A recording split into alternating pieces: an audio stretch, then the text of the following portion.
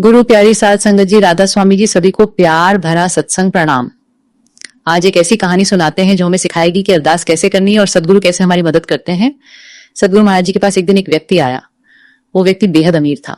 साध संगत जी जब वो आया तो सदगुरु महाराज जी ने मन ही मन सोचा कि शायद ये कोई धन दौलत की बात करने आया होगा। सदगुरु जी ने मुस्कुराते हुए पूछा, बोलो क्या बात है, क्या कहना चाहते हो?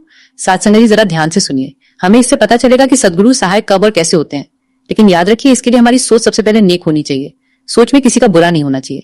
वो व्यक्ति कहने लगा, महाराज जी मैंने अपनी बेटी का रिश्ता तय कर दिया है। लेकिन सदगुरु जी कहने लगे कि क्या बात है, क्या कोई तकलीफ है जहां रिश्ता टूट रहा है? तो कहने लगा कि पहले आप जी मेरी पूरी बात तो सुन लीजिए। कहने लगा कि जहां पर रिश्ता किया है तो लड़के वाले कहते हैं कि शादी में जो भोजन है तो उसमें मांस और शराब दोनों रखते हैं, ये उनकी शर्त है। फिर सदगुरु जी कहने लगे, तो फिर तू क्या चाहता है? कहने लगा, सदगुरु जी मैं नहीं चाहता। फिर सदगुरु जी कहने लगे कि किस लिए नहीं चाहता, क्या ज्यादा पैसे खर्च होंगे? कहने लगा, नहीं, धन की कोई बात नहीं है, धन तो बहुत है मेरे पास, परमात्मा ने बहुत दिया है, कोई कमी नहीं है धन की। पर मैं नहीं चाहता कि इतनी खुशी पर मेरी बेटी की शादी हो और इतने मासूम जानवरों का कत्ल हो। ये सुनकर सदगुरु जी महाराज मुस्कुरा पड़े, खुश हो गए कि इसकी सोच नेक है, इसको दया करो। फिर कहते हैं कि इससे क्या होगा?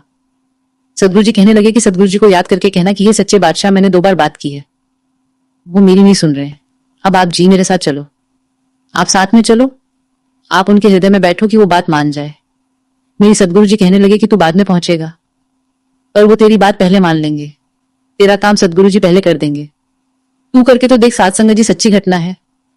फिर दूसरे ही दिन समय रखा उसने और फोन कर दिया और रात को सुबह अमृत वेला में 3:30 पर उठा, स्नान किया, फ्रेश होकर बैठ गया आसन पर जहां पर बैठकर वो रोज सिमरन करता था और बैठ गया।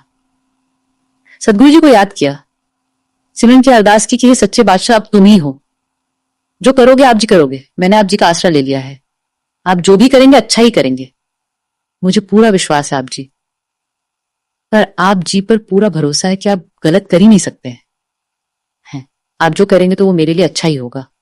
आपने मेरा साथ कभी नहीं छोड़ना है, मेरे अंगत संग रहना है। तो साध संगत जी उसने पहले ही समय फिक्स कर लिया था, सुबह 10 बजे का। और फिर वो सदगुरु जी को हाजिर नाजिर मानकर जब वहां पर गया, और इस बार किसी को साथ लेकर भी नहीं गया, केवल सदगुरु का आश्रय, सदगुरु जी साथ में है। और फिर कहते हैं कि ये घटना उसने खुद सुनाई, पूरा कर पाऊंगा। हर एक दिन हर काम के लिए खुद पर संदेह करता हूँ।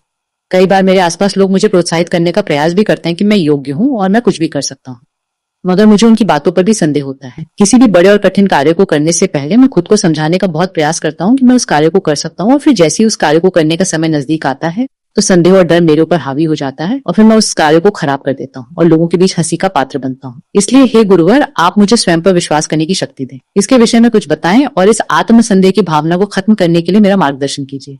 गुरु ने अपने शिष्य की बात पूरे ध्यान से सुनी और कहने लगे कि देखो बेटा, अगर तुम्हें अपनी बाहरी दुनिया को जीतना है या फिर बाहरी दुनिया में कुछ भी हासिल करना है तो सबसे पहले तुम्हें अपनी आंतरिक दुनिया को जीतना होगा। और खुद की आंतरिक दुनिया को जीतने के लिए तुम्हें अपने अंदर का विश्वास प्रणाली को मजबूत बनाना होगा, क्योंकि जब तक तुम खुद पर विश्वास करना नहीं सीखोगा तब तक तुम्हारे आसपास के लोग भी तुम पर विश्वास नहीं करेंगे। इसलिए एक बात हमेशा याद रखना कि दूसरे लोग चाहें